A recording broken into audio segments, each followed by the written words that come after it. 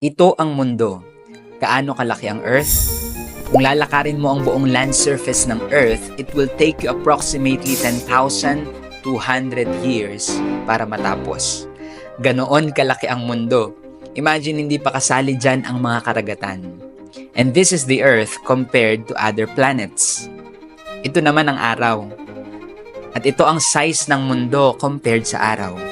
Wow! Ang liit ng mundo, no? Gaano kalaki ang araw? Napakalaki. Kasya lang naman sa araw ang 1.3 million na mundo. At alam nyo ba na ang araw ay isa lamang bituin na katamtaman ang laki? Napakarami pang bituin na mas malaki kaysa sa araw. Ito ang araw kumpara sa ibang mga bituin sa universe. Wow! Ang liit lang pala ng araw. Gaano kalayo ang araw sa pinakamalapit na bituin dito? Ang pinakamalapit na bituin sa araw ay tinatawag na Proxima Centauri. Gaano ito kalayo sa araw? 40 trillion kilometers lang naman. Kung gusto mo itong marating mula sa araw, nasakay ng jumbo jet na may speed na 900 kilometers per hour non-stop, makakarating ka sa Proxima Centauri after 1.85 million days or 5,067 years.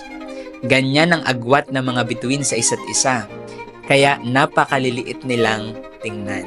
At alam nyo ba na ang araw at ang Proxima Centauri ay parte lamang ng isang katamtamang laki na galaxy na tinatawag nating Milky Way Galaxy.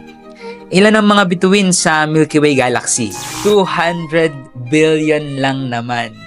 Again, ang Milky Way ay isa lang katamtamang galaxy na nasa loob ng napakalaking universe. Gaano ba karami ang galaxy sa universe? According sa mga scientists, ang bilang daw ng galaxy sa universe ay nasa 200 billion to 2 trillion galaxies. Wow! Literal na mind-blowing. Hindi na kasya sa isip natin ang lahat ng ito. And this is how big our God is. Ngayon, naiintindihan ko na kung bakit sinabi ng psalmist sa Psalms 8:3-4 na when I consider your heavens, the work of your fingers, the moon and the stars which you have ordained, what is man that you are mindful of him, and the son of man that you visit him? Imagine, hindi pa bilang ng mga tao ang stars, pero ang sabi ng Bible, He counts the number of the stars. He calls them all by name. Grabe.